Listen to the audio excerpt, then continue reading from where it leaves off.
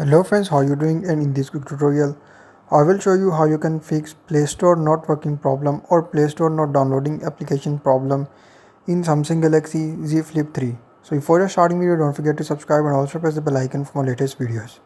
So if you're facing Play Store problem in Samsung Galaxy Z Flip 3, simply first of all just open settings and follow every single step as I'm showing you in this video to fix this problem.